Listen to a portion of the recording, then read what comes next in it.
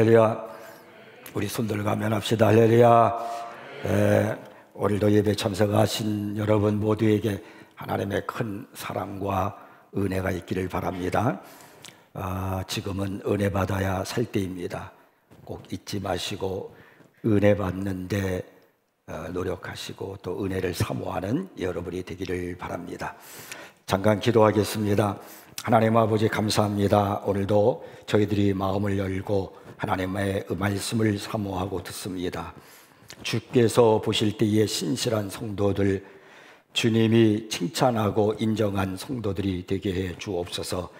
우리가 이 땅에 살아가는 삶의 목적이 무엇이고 존재의 의미가 무엇인지를 바로 알고 참된 신앙의 길을 걷는 성숙한 새인교회 성도들이 되게 해 주옵소서. 이종이 이제 말씀을 전합니다. 성령께서 강하게 역사하시고 은혜 위에 은혜를 덧입혀 주시옵소서. 이종에게 능력의 두루마리 입혀 주시옵시고 성대를 보호해 주시옵소서. 성령께서 역사하시옵소서. 예수님 이름으로 기도합나이다. 아멘. 여러분, 우리가 신앙생활하는 데 있어서 가장 무서운 것이 무엇인 줄 아십니까? 우리의 신앙이 화석화되어지는 겁니다. 우리의 신앙이 이게 화석화되어지면 신앙이 굳어져서 마음의 변화도 없고 감동도 없고 신앙의 성장도 이루어지지 않습니다. 예수님께서는 이것을 뭐라고 말씀하셨느냐면 요한계시록 3장 1절에서요. 살았다는 이름은 가졌으나 죽은 자로다 그러셨습니다. 그러니까 신앙이 죽었다는 겁니다. 신앙이 화석화되어지면은 신앙이 죽은 겁니다. 겉으로는 교회를 나오고 또 뭐 기도 순서가 되면 기도도 하고 성경 이야기는 들어서 아는 것 같지만 실제로 내면을 보면은 영적으로 보면은 신앙이 죽었다는 겁니다. 지금은 공룡이라는 존재에 대해서 어린 나이들까지 다 알고 있지만은 지구상에 공룡이 살았다는 사실을 깨달은 것은 19세기가 되어서였습니다. 1882년에 영국의 의사 멘텔이 왕자를 갖다가 우연히 돌 속에서 커다란 동물의 이빨을 발견하게 됩니다.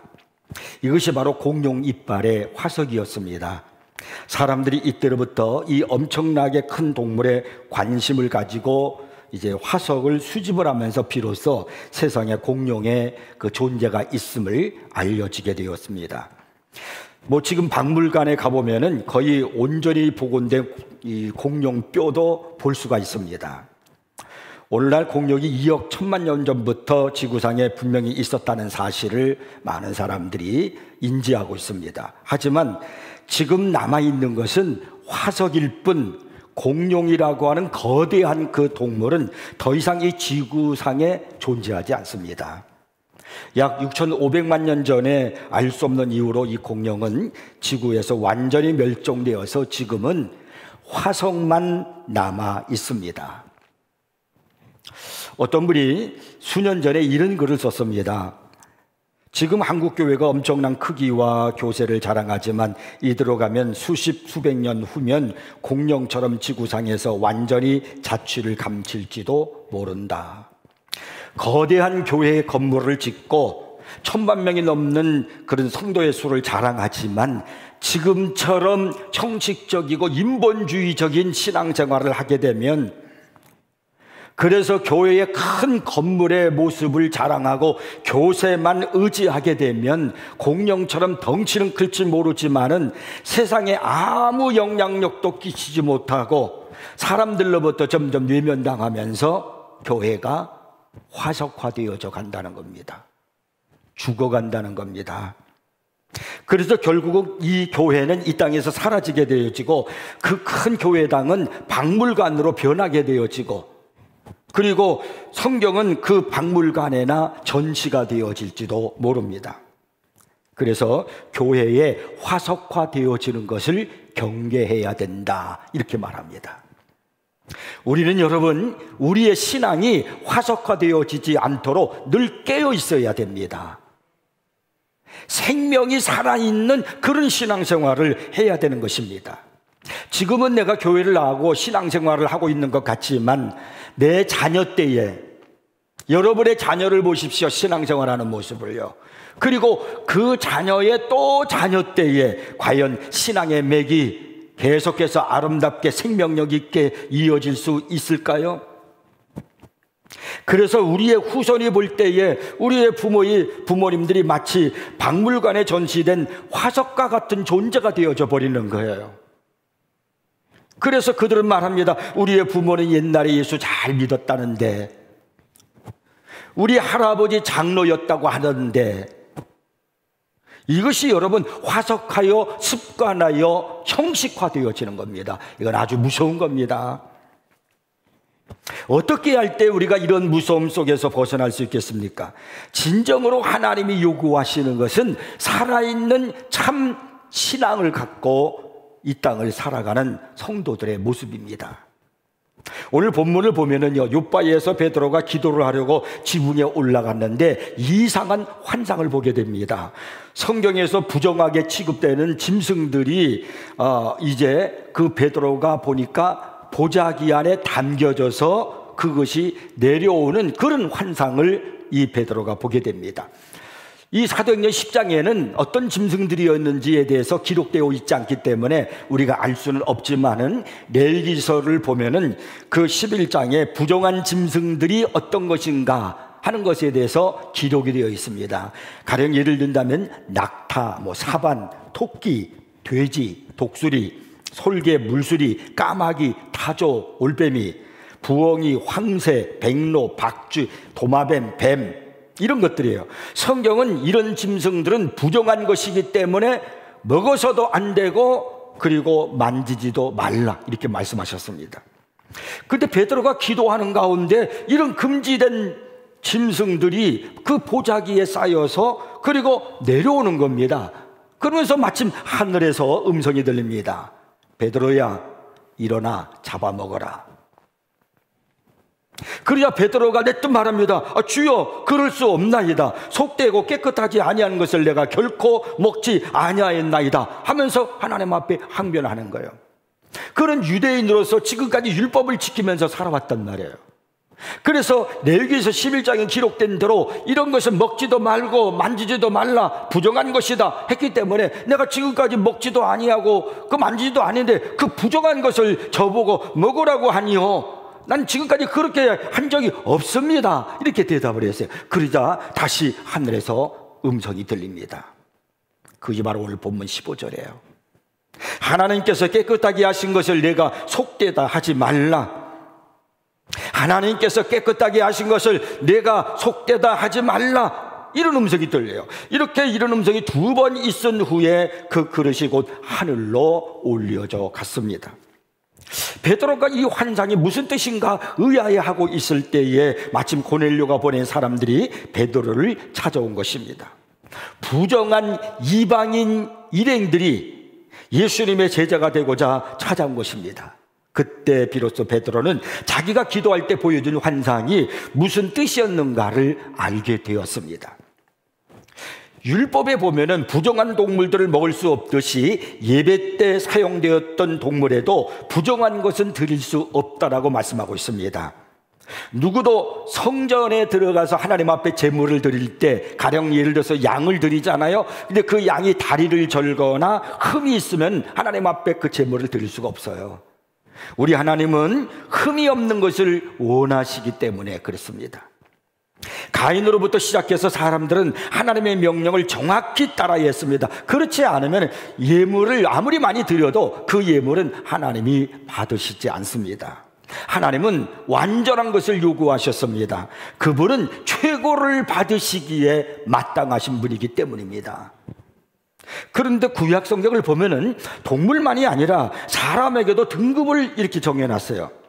동물이 부정하다는 것과 사람이 부정하다는 것은 별개의 문제인데 구약의 율법은 거침없이 그 단계까지 가서 말씀하고 있습니다.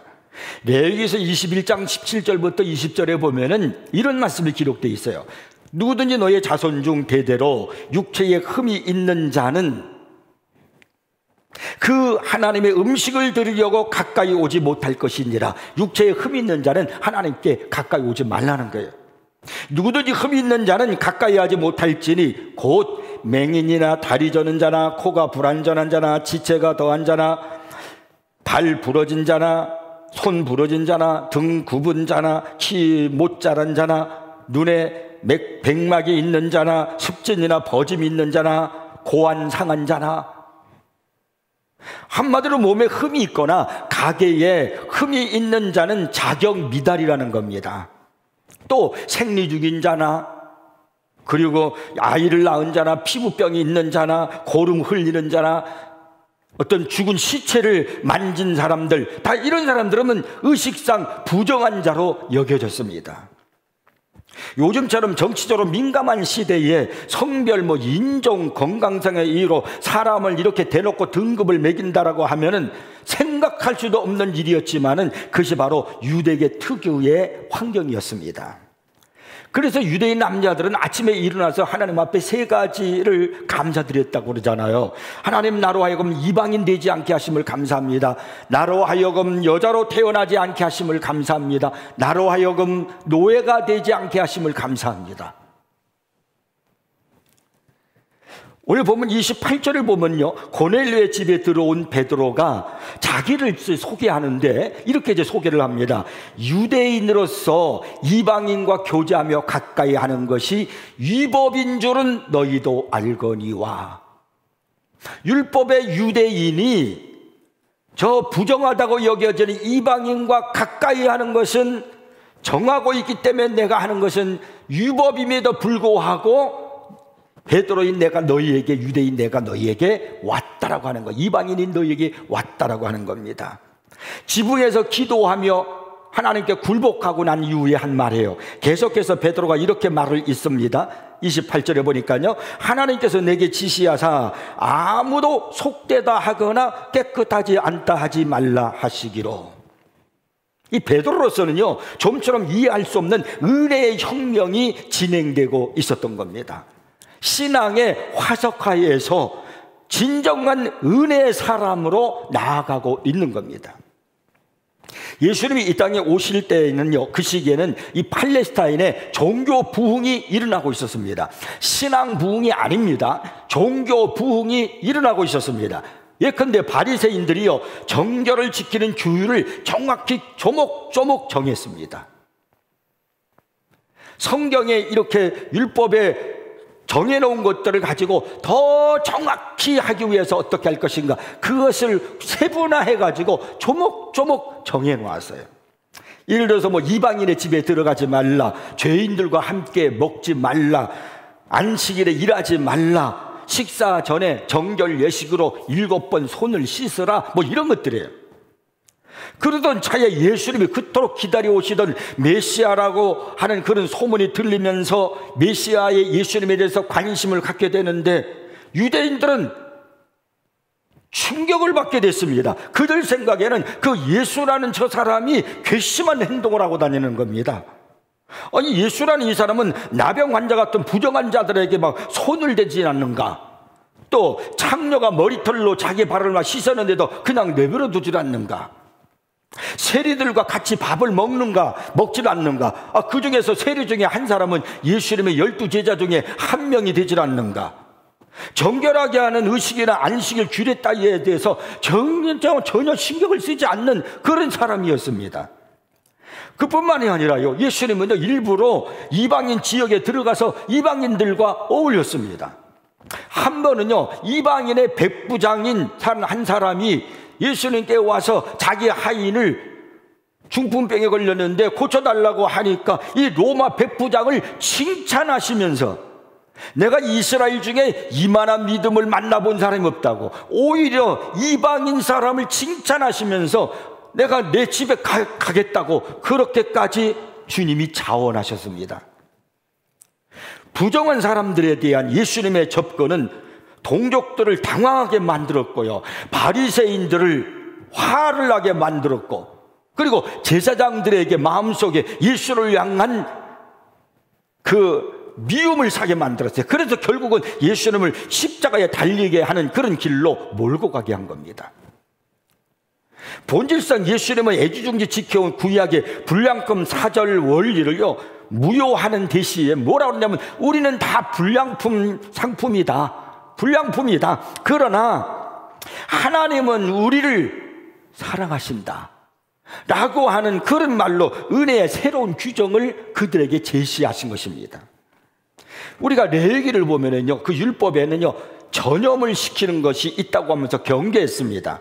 환자나 이방인, 죽은 시체, 특정 동물, 물론 곰팡이 이런 것을 닿으면 사람이 전염된다고 그렇게 이제 말을 합니다. 그런데 예수님은 그 흐름을 뒤집었습니다. 사람들은 그래서 그 환자나 이방인, 시체, 곰팡이 이런 것이 전염될까 봐 가까이 하지 않았거든요. 그런데 예수님은 그런 흐름을 뒤집어서 오염되는 것이 아니라 오히려 상대를 더 완전하게 치료해 주셨습니다. 한 번은 예수님께서 길을 가다가 벌거벗은 미치광이 귀신 들린 자가 있었어요. 예수님은 그를 만나는데 예수님이 오염된 것이 아니라 그 사람을 온전한 정신으로 고쳐주셨습니다. 12해 동안은 추례를 멈추지 않고 있었던 부정한 여인이 있었어요. 혈루병을 앓았던 그 여인이 있었는데 그 여인이 예수님을 만나잖아요. 예수님이 더럽혀진 것이 아니라 그 여인이 오히려 깨끗함을 입고 나음을 입고 떠나갔습니다. 12살 된 회당장 야이로의 딸이 죽었어요. 그 시체는 가까이 하면 안 됩니다. 부정된다고 그랬는데, 그런데 예수님은 오염된 것이 아니라 오히려 그 아이를 살려서 생명을 심어줬습니다. 예수님은요 하나님께 나아가는 것에 대한 모든 경계선을 다 없애버리셨습니다. 십자가는 우리의 모든 경계선을 지우는 하나님의 지우개입니다. 유대인과 이방인의 경계, 정한 자와 부정한 자의 경계, 이런 모든 것들을 지우는 지우개가 바로 십자가입니다. 그러므로 십자가 안에서 십자가를 믿는 우리에게 있어서는 경계가 있을 수가 없는 겁니다. 혹 경계가 있다 할지라도 그 십자가로 우리는 지워야 하는 겁니다. 어느 날 노 스승이 제자들을 전부 다 마당으로 모았습니다. 그리고 한 제자에게 시켜서 마당에 동그라미를 그리려고 했습니다. 그래서 제자는 시키는 대로 꼬챙이로 마당에다 동그라미를 그렸습니다. 그리고 스승이 묻습니다. 지금 너희는 동그라미 안에 들어가도 죽고 동그라미 밖에 있어도 죽는다. 어떻게 하면 목숨을 부지할 수 있겠느냐 그랬어요. 제자들이 아무리 생각을 해봐도 방법이 없어요. 동그라미 안에 들어가도 죽고 동그라미 밖에 있어도 죽는데 어떻게 하면 목숨을 부지할 수 있겠는가. 그러다가 한 제자가 이렇게 대답을 했습니다. 스승님, 금을 밟고 있으면 어떨까요? 그랬더니 스승이 대답합니다. 물이 담긴 항아리 물속에, 항아리가 물속에 있으면 그 항아리에 안도 물이요 밖도 물이거든 금이 어디 있느냐. 한참 시간이 지났을 때 평소 별로 눈에 띄지 않던 제자 하나가 걸어 나오더니 손으로 동그라미를 막 이렇게 다 지어버렸습니다. 그제서야 스승이 미소를 싹 지으면서 그리고 그 마당을 바라보면서 걸어갔다는 겁니다. 구약에서 하나님과 우리 사이에는 엄청난 금이 있었습니다. 그래서 불량품은 절대로 하나님께 나아갈 수가 없었습니다. 그러나 예수 그리스도께서 이 땅에 오셔서 십자가의 죽으심으로 모든 금이 다 없어져 버렸습니다. 하나님과 우리 사이뿐만 아니라 예수 그리스도의 십자가는 사람과 사람 사이에 있었던 모든 금도 다 사라져버린, 경계선도 없어져버리는 그런 지우개가 되어진 겁니다. 더 이상 이제 하나님과 우리 사이에는 어떤 간격도 없습니다. 오늘 본문에서 이 베드로가 기도 중에 환상 중에 깨달은 것이 바로 이 사실입니다. 우리는 오늘 본문에서 하나님께서 우리에게 주시는 두 가지 깊은 은혜를 깨달을 수 있습니다. 그 첫째가 바로 뭐냐면 하나님께 나아가는 데는 어떤 것도 방해가 없다는 겁니다. 더 이상 우리는 정결함의 문제로 고민하면서 하나님께 나아갈 필요가 없습니다. 예수님은 동전 2립밖에 드릴 수밖에 없는 아주 가난한 여인, 로마 백부장, 불쌍한 세리, 십자가에 달린 강도 같은 자들이 도움을 청하며 부르짖을 때 완전하고 거룩하신 하나님이 기쁨으로 맞아주신다는 사실을 알리시려고 이 땅에 오신 것입니다. 우리는 그저 그냥 아버지 하고 부르기만 하면 돼요. 그것도 안 되면 신음만이라도 족합니다. 그러면 하나님께서 내 곁에 가까이 계셔서 나의 문제를, 나의 아픔을 치료해 주시고 나에게 한없는 은혜를 부어주시는 것입니다. 하나님은 불량품은 우리들이요, 히브리서 4장에 보면 어떻게 하나님 앞에 나아갈 것인가에 대한 말씀을 기록하고 있는데요, 히브리서 4장 14절 16절 말씀이에요. 읽어보겠습니다. 그러므로 우리가 큰 대제사장이 계시니 승천하시는 이 곧 하나님의 아들 예수시라. 우리가 믿는 도리를 굳게 잡을지어다. 그러므로 우리는 국률하심을 받고 때를 따라 돕는 은혜를 얻기 위하여 은혜의 보좌 앞에 담대히 나아갈 것이니라. 이제 우리는 담대히 하나님 앞에 나아갈 수 있다는 겁니다. 어떤 것도 장애물이 없다는 겁니다. 내가 하나님 앞에, 은혜의 보좌 앞에 나가는데 어떤 경계선도 없다는 것입니다. 더 이상 그 어떤 것도 하나님께 나아가 내가 은혜를 받는데 걸림돌이 없다는 것입니다. 그러므로 여러분, 하나님 앞에 나오시면 은혜 받아요. 은혜의 보좌 앞에 나아가기만 하면 됩니다. 이제는 여러분 확신 있는 기도를 하십시오. 하나님 내게 은혜를 주십시오, 내게 은혜를 베풀어 주세요라고 확신 있는 기도를 하십시오. 기왕이면 기도를 하실 때 하나님 앞에 내가 어떻게 헌신하겠다고 하는 제 다짐에 그런 기도를 해보시기를 바랍니다. 요즘 영적 거장들의 옛 기도문을 읽으면서 우리들의 얄팍한 그 기도에 한없이 부끄러움을 느꼈습니다. 헨리 마테는 이런 기도를 드렸습니다. 오 당신의 빛과 진리로 보내소서. 그러면 나의 하나님 당신께 늘 가까이 살 수 있겠나이다. 오 당신의 사랑을 느끼게 하소서. 그러면 저는 이미 천국에 있어 천사들이 자기 일을 감당하듯이 제 일을 할 수 있겠나이다. 애시틴 옥센더는요 다음과 같은 기도를 남겼습니다. 얼음장 같은 제 마음을 녹여 주소서. 주님 당신께 간절히 구하나이다. 주님께 온전히 헌신하는데 방해가 되는 것을 모두 거두어 주소서. 당신의 형상대로 나를 빚으소서. 저는 저 자신을 위해 살지 않고 오직 당신을 위해 살겠나이다. 여러분, 우리도 하나님의 사랑을 확신하는 그런 기도문을 작성해 보지 않겠습니까? 그냥 말로 기도하는 것, 그것도 중요합니다. 그러나 한번 여러분 펜을 들어서 종이에다가 여러분의 마음에 나오는 신앙의 간증으로 기도문을 한번 작성해 보세요. 내가 이렇게 살겠다라고 하나님 앞에 기도의 문을 한번 여러분 써보십시오. 그러면요 하나님의 사랑이 내 안에 더 깊이 새겨지게 되고요, 더 큰 하나님의 은혜가 풍성히 내 마음 가운데 넘치게 될 것입니다. 그렇게 할 때 우리의 마음이 생명력 있고 우리의 신앙이 살아 움직이게 되는 거예요. 이것이 신앙이 화석화되지 않게 하는 비결입니다. 그 다음에 두 번째는요, 나와 다른 사람을 보는 시각을 열어주었습니다. 베드로와 바울이 모두 사용했던 표현이 있는데 그것은요 은혜입니다. 이 두 사도는 서신서 곳곳에서 우리가 하나님의 은혜를 베풀어야 한다, 그 은혜를 전달해야 된다라고 그렇게 말하고 있습니다. 만약에 이 베드로가 하나님의 이 은혜를 깨닫지 못하고 여전히 율법에 매여 있는 사람이었더라고 하면 그가 이방인인 고넬료의 집에 가서 복음을 전하고 그리고 그들에게 세례를 베푸는 일은 없었을 것입니다. 고넬료 같은 훌륭한 하나님의 사람을 찾아낼 수 없었을 것입니다. 갈라디아서를 보면요, 베드로가 안디옥에 있을 때 바울이 베드로를 책망한 일을 기록하고 있습니다. 갈라디아서 2장 11절을 보면 이렇게 말씀해요. 게바가, 이 게바는 베드로를 말하죠, 안디옥에 이르렀을 때에 책망받을 일이 있기로 내가 그를 대면하여 책망하였노라. 상상이 갑니까? 베드로는 대사도요, 예수님의 수제자입니다. 근데 바울이 어떻게 베드로를 책망을 합니까? 근데 바울이 베드로를 책망했다는 것입니다. 무엇 때문에, 도대체 베드로가 무엇을 잘못했길래 바울이 이 베드로를 책망했습니까? 12절을 보면은 그것을 이제 말씀하고 있습니다. 야고보에게서 온 어떤 이들이 이르기 전에 게바가 이방인과 함께 먹다가 그들이 오매 그가 할례자들을 두려워하여 떠나 물러가매. 베드로가 이방인과 함께 음식을 먹고 있었어요.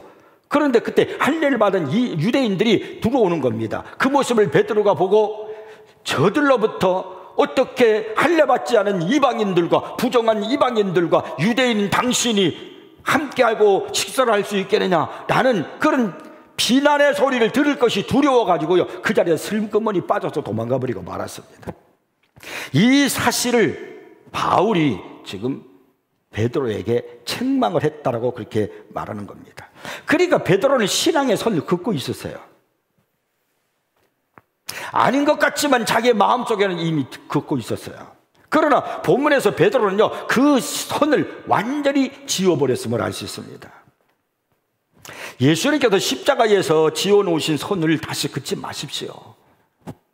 내 생각에 맞춰서 선을 긋지 마십시오. 나의 얄팍한 신앙으로 다른 사람의 신앙의 선을 긋지 마십시오. 경계선을 만들지 마십시오. 우리가 하나님 앞에 은혜를 받고 신앙생활 하는데 나로 하여금 걸림돌이 되는 사람이 되어서는 안 됩니다. 우리는 사랑하고 은혜의 향기를 내는 그런 사람이 되어야 되는 겁니다. 성경을 보면은 큰 일을 이루어서 하나님을 섬긴 검출한 그 인물들이 등장하고 있습니다. 여러분들도 잘 아시는 그런 사람들의 이야기가 성경에 얼마나 많이 기록되어 있고 그들의 일들로 말미암아 우리의 마음을 감동시키는 그런 이야기들이 성경에 얼마나 많습니까? 예를 들자면 아브라함, 모세, 여호수아, 다윗, 에스더, 베드로, 요한, 바울 등 무궁무진합니다. 성경에는 누군가의 이름이 실리거나 빠지는 데는 다 나름의 이유가 있는 겁니다. 어떤 사람들은 좋은 일을 해서 이름이 오르기도 하고요, 또 어떤 사람들은 하나님께 불순종하여 지울 수 없는 끔찍한 병판을 듣기도 합니다. 그 사건만 아니었다면 전혀 세상에 알려지지 않았을 사람이 단 한 번의 믿음의 행위로 성경에 언급되기도 합니다. 그 중에 한 사람이 누구냐면 바로 고넬료예요. 사도행전 10장 2절을 보면은 고넬료에 대해서 성경이 그를 이렇게 기록을 하고 있습니다. 그가 경건하여 온 지방과 더불어 하나님을 경외하며 백성을 많이 구제하고 하나님께 항상 기도하더니. 고넬료는 어떤 사람입니까? 그는 로마의 백부장입니다. 그는 이방인입니다. 큰 권력을 가지고 있는 사람이었습니다. 그런 그가 마음을 활짝 열고 사람들을 기꺼이 섬기고자 하는 마음을 갖고 있었다는 겁니다.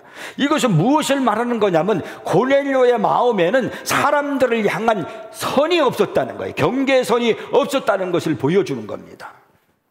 고넬료는 로마 백부장으로서 자기네가 지배하는 피지배인 그 유대인들, 감히 유대인들, 저 노예 같은 저들, 이렇게 말할 수 있지 않겠어요? 그런데 이 고넬료는 그들을 향한 선이 없었어요. 난 로마 사람이고 너는 바로 그 유대인들이다, 피지배인들, 너희들은 지배인들, 바로 그 유대인들이다 하는 그 선이 없었어요. 이미 이 고넬료는 그들을 향해서 섬기고 기도하면서 경건하게 살아왔다는 겁니다. 그래서 하나님께서도요, 고넬료를 향한 선을 없애고 베드로를 그 집에 보내서 복음을 전하고요, 그것에 모인 모든 사람들에게 성령 충만 받게 하시고, 그리고 세례를 받게 하셔서 하나님의, 예수님의 제자가 되게 하셨습니다. 큰 은혜를 베풀어 주신 것이지요. 우리는 하나님 앞에서 다 더럽혀진 죄인들 아닙니까? 이미 멸망받아 영원한 지옥에 들어갈 자들이 아니었습니까? 불량품들이었습니다. 그런데 그 죄를 용서함 받고 하나님의 자녀가 되었습니다. 이제 우리들이 해야 할 일은 선을 긋는 자가 아니에요. 서로 용서하고 사랑하는 것입니다. 누구에게도 선을 긋지 마십시오. 우리 모두는 하나님의 은혜로 살아가는 사람들이고요, 은혜를 끼치는 사람이고요, 은혜를 베푸는 사람들입니다. 미국 캘리포니아에 가면은 GLDFVR이라고 쓴 주 번호판 차량을 달고 있는 사람이 있습니다. 이 GLDFVR이라고 하는 것은 골드 피버라고 하는 그 영어 그 단어의 약자입니다. 이 번호판은 현대판 금광업자인 돈 로빈슨과 애니 로빈슨 부부의 차량입니다. 캘리포니아 황금광 시대가 아직 끝나지 않았음을 보여주고 있기도 합니다. 19세기 미국에서 금광이 발견된 지역으로 사람들이 몰려들었는데 정확한 수치는 알 수 없지만 아직도 캘리포니아 그 주에서 활동 중인 금광업자가 5천 명 정도 된다고 합니다. 취미로 하는 사람들까지 합치면 5만 명이 훨씬 넘는다고 합니다. 이 황금관들은요, 금이 나올 만한 곳은 죄다 파는 거예요. 그리고 막 금이 흔적이라도 찾을까 흔적을 찾을까 있을까 싶어서 그냥 계곡물에 뛰어드는가 하면은 특별히 고안된 금속 탐지기를 동원해 가지고 언덕과 골짜기 속 숨은 그 광맥을 막 찾기 위해서 애를 쓰고 있습니다. 한번 터지면 벼락부자 된다는 거죠. 어느 금강업자가 이런 말을 했습니다. 이 일은 일종의 마약과 같은 겁니다. 피가 끓기 시작하고 맥박이 빨라집니다. 아직까지 저는 땀을 흘린 적은 없는 것 같습니다. 하지만 멍해지면서 어지럼증을 호소하는 황금 열병을 앓는 사람들을 주변에서 많이 봤습니다. 황금 열병을 앓는 사람들이 주변에서 많이 있는 걸 봤다는 거예요. 골드 피버 아니야. 황금 앞에 무덤덤한 사람이 누가 있겠습니까? 한 덩어리 발견했나 싶으면은 그 주변에 또 한 덩어리가 있게 되고요. 그러다 보면 황금 무더기가 나올 텐데요. 1849년에 시작된 이 황금 시대는요, 역사상 가장 대규모의 인구 이동이 이루어졌습니다. 무려 30만 명이 넘는 사람들이 캘리포니아를 찾아서 서부로 몰려온 겁니다. 이 황금의 유혹을 떨치기가 힘들었고, 이 사건은 미국의 인구 통계를 뒤바꿔 놓았다고 합니다. 어느 역사가는 이렇게 말했습니다. 캘리포니아가 금을 발견했을 때 세상은 캘리포니아를 발견했다. 그때까지만 해도 캘리포니아를 사람들이 알지 못했습니다. 거기는 사막지대였어요. 캘리포니아 지역은 LA를 가보면 다 거기 사막지대예요. 근데 사람이 거기 살 수 없으니까 누가 있어요? 그건 몰랐어요. 근데 그곳에 금광이 발견되면서 사람들이 그곳에 막 몰려오다 보니까 그제서야 사람들이 캘리포니아를 이제 발견했다, 그런 얘기예요. 오늘날 우리가 살고 있는 이 시대는요, 황금 열병 시대입니다. 돈벌이를 위해서라면, 돈이라면 무엇이든지 다 합니다. 오늘 우리 시대 보세요. 돈 버는 일이라면은 여러 가지 일들로 우리 사회 속에 침투해 들어옵니다. 뭐 투기가 일고 사기를 치고, 사람들이 헛된 망상 속에서 살아가고 있습니다. 우리는 골드 피버가 아니라 갓 피버가 되어야 돼요. 황금 열병이 아니라 하나님 열병으로 살아가야 됩니다. 하나님은 우리의 보배여 가장 귀한 금강이십니다. 하나님의 풍성한 은혜의 금강을 우리가 캐어내야 됩니다. 말씀 속에서 그 하나님의 은혜의 금강을 캐낼 수 있어요. 또 내가 하나님을 향하여 가까이 하는 임재의 찬송을 부르므로 거기서 내가 하나님의 은혜의 금강을 캐낼 수가 있습니다. 시편 119편 72절에 보면은요, 주의 입의 법이 내게는 천천금은보다 좋으니다라고 말합니다. 시편 19편 10절에는요, 금 곧 많은 순금보다 더 사모할 것이며 꿀과 송이꿀보다 더 달도다 그랬어요. 시편 119편 127절에는요, 내가 주의 계명들을 금 곧 순금보다 더 사랑하나이다 라고 그렇게 고백합니다. 모든 성경 말씀은요, 구절구절 반짝이는 황금 덩어리인데요, 우리가 하나님의 말씀을 묵상하고 읽잖아요. 하나님의 말씀을 듣잖아요. 그러면요, 그 황금들이 내 마음속 보석함에 저장되는 시간입니다. 그러면요, 내 마음 이 안에 보석함 속에 하나님의 황금이 저장됐으니까 내 마음이 반짝반짝 빛나는 거예요. 은혜로 반짝반짝, 하나님의 사랑으로 반짝반짝 빛나는 겁니다. 그리고 또 뿐만 아니라 주님과 깊은 동행의 찬송을 수시로 부르십시오. 크게 부르지 않아도 돼요. 차를 타고 가면서, 집 안에 있으면서, 길을 걸어가면서 나지막한 목소리로 여러분 주님의 임재, 주님과 함께하는 그런 소망적인 그런 찬양을 여러분이 부르시면 그 찬양 속에서 역사하시는 성령의 은혜로 내 마음에 황금의 은혜가 채워지게 됩니다. 가령 예를 들자면 이런 찬송이에요. 저 높은 곳을 향하여 날마다 나아갑니다. 내 뜻과 정성 모아서 날마다 기도합니다. 내 주여 내 맘 붙드사 그곳에 있게 하소서. 그곳은 빛과 사랑이 언제나 넘치옵니다.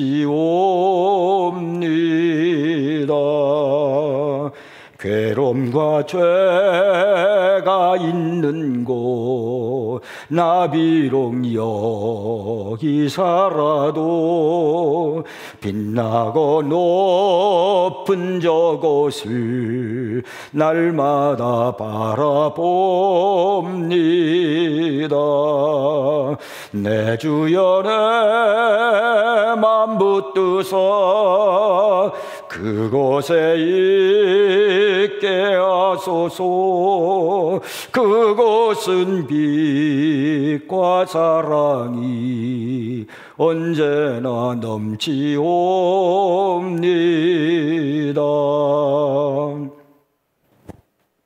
괴로움과 죄가 있는 곳 나 비록 여기 살아도 빛나고 높은 저곳을 날마다 바라봅니다. 내 주여 내 마음 붙들어 주셔서 늘 그곳에 있게 해주세요. 그곳은 빛과 사랑이 언제나 넘칩니다. 이런 찬양을 부를 때요, 여러분의 마음속에, 이 마음의 보석함 속에 하나님의 황금의 은혜가 채워지게 됩니다. 그래서 여러분의 마음에 은혜가 넘치니까 내 인생에 기쁨이 있고요, 삶이 달라지는 거예요. 사랑하는 성도 여러분, 현재의 모습에 안주하지 마십시오. 신앙은 안주하는 순간 굳어지기 시작합니다. 화석화되어지는 겁니다. 형식화되어지지 마십시오. 표대를 향하여 그리스도 예수 안에서 하나님이 위에서 부르신 부름의 상을 위하여 달려가노라 라고 말했던 사도 바울처럼 달려가는 신앙을 우리가 가져야 됩니다. 여러분의 이 마음의 황금함, 이 보석함 속에 하나님의 은혜의 황금을 가득 채우십시오. 그래서 여러분 이제는 그 은혜를 나눠주는 사람이 되십시오. 이 은혜의 황금을 다른 사람들에게 전달해주는 그런 사람들이 되기를 바랍니다. 그러기 위해서 여러분의 마음에 하나님의 은혜의 황금을 더 채우는 사람이 되어야 합니다. 결코 신앙의 화석화가 되지 않도록, 여러분의 마음이 형식화되고 굳어지지 않도록 깨어서 신앙생활을 바로 하는 새인교회 성도들이 되기를 바랍니다. 기도하겠습니다.